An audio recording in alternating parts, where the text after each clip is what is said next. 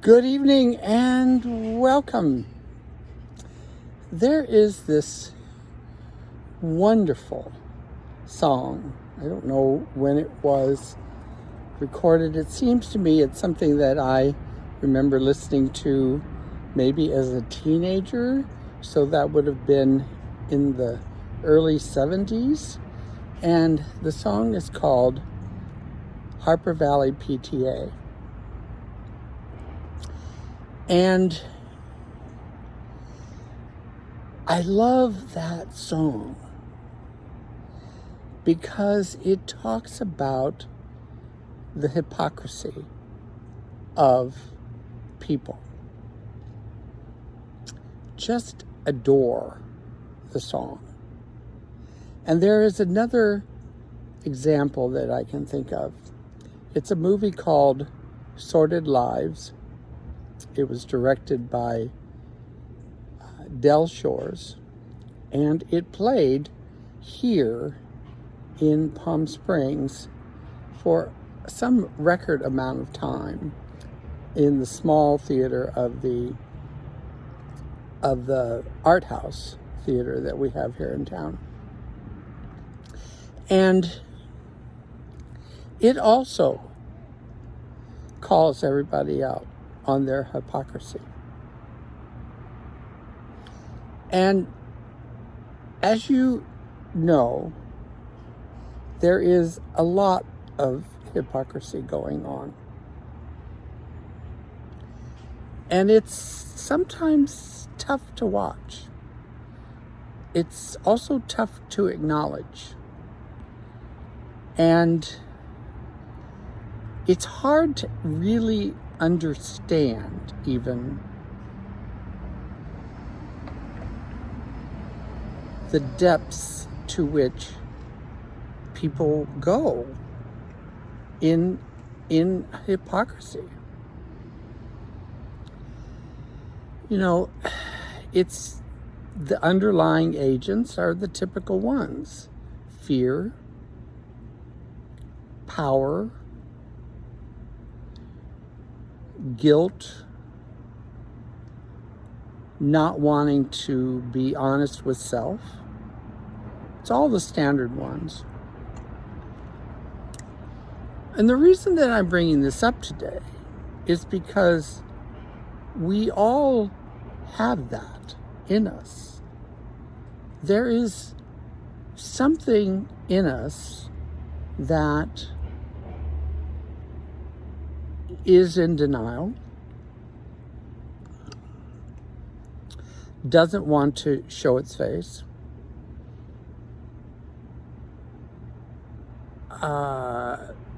could be even so deep down that it's not even conscious.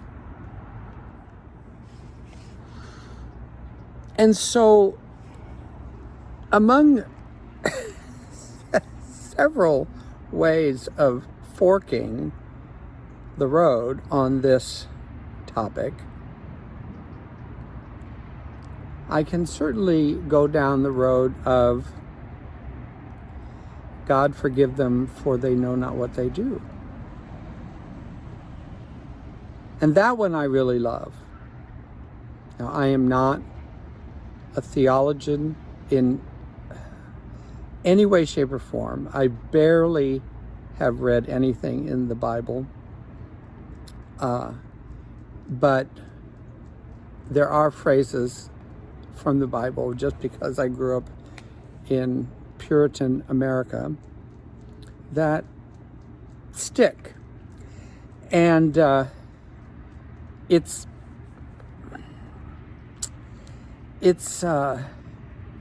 one of them.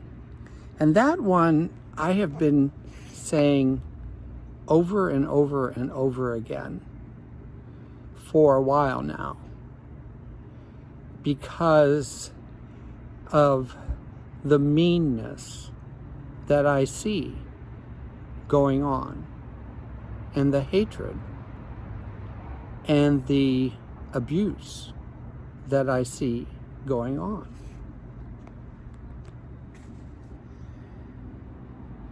What else am I supposed to do with that?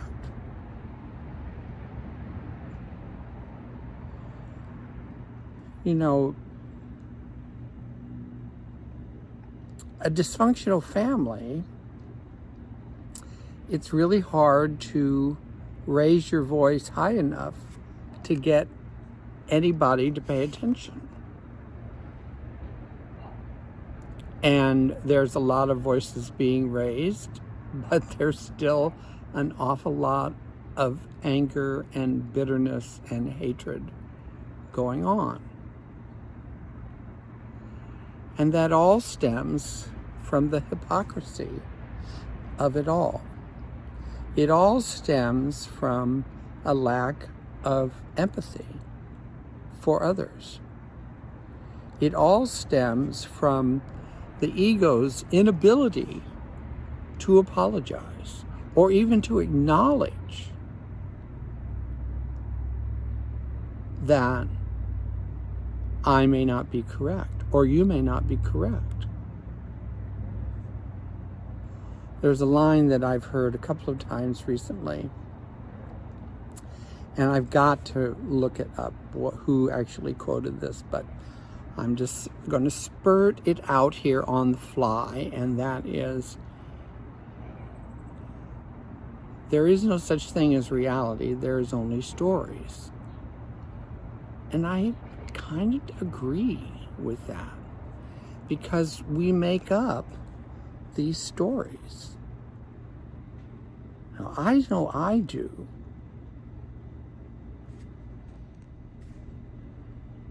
And I bet you a lot of people do as well. You know, it's really interesting. There's one interesting thing in the gay community that people in the general population are probably not aware of. But for the most part, the gay community has always kind of assumed that the people who are most homophobic, the ones who get out there and rant and rave. Now, this is not 100% true, but certainly a large majority, particularly men, who get out there and rant and rave about the sins of the 20th century or the 21st century or any century, and say that we're all going to hell and damnation. They typically have a past. And a lot of times it has been revealed that they were actually gay. You know, Roy Cohn, who's probably one of the most horrible people who ever blessed the planet, was a gay man. He is Donald Trump's mentor. Everything that Donald Trump learned, he learned from Roy Cohn, and of course his father. So the level and depth of not being willing to be honest with self is so difficult to do. And so that's why I have to go back to this concept of God forgive them, for they know not what they do. They just don't know what they do. You know, there's been so many times in my life that could have been used for me, because for a long time I was a bit of an asshole, and that is putting it mildly.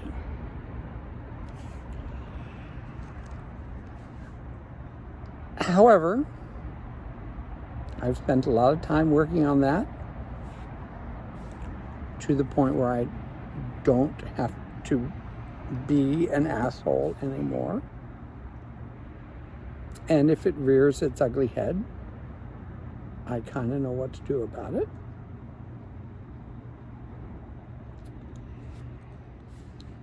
So what's the solution? what's the solution?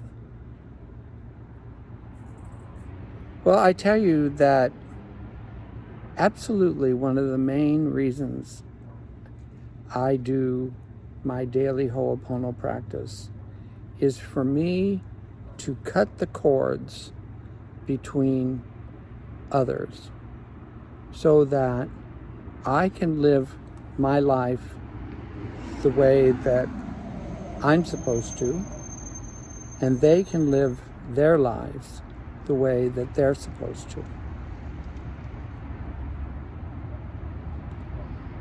And some of you may be saying, well, all that is prayer. Well, yes, that's all that is prayer. And some of you may be saying, well, we need to get out there and we need to, fight for this and yada, yada, yada, and demonstrate. And all of those things are valid.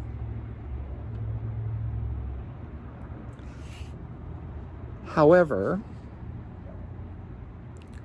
I will simply say that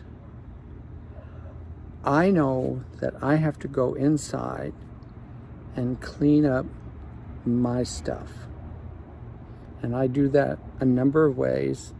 One of the primary ways that I do on a daily basis is with my Ho'oponopono practice. Because I need to come from a space of forgiveness.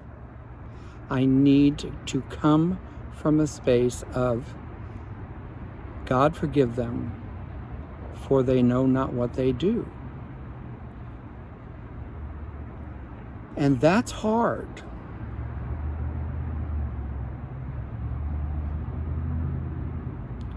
It's hard to sit here in the silence and do prayer.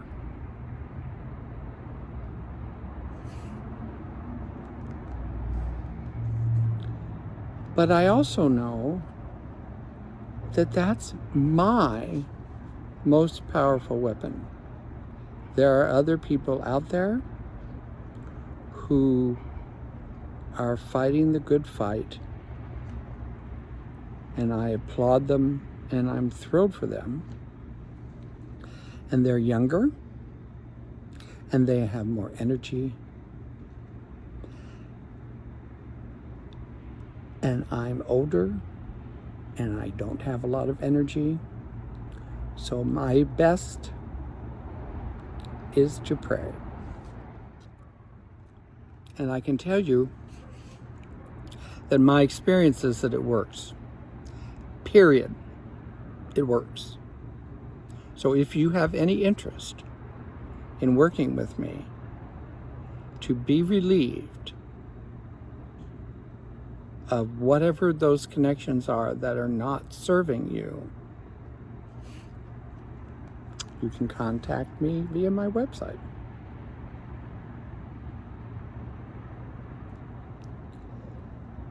Thank you so much for listening. Merci beaucoup. À bientôt. Bonne journée.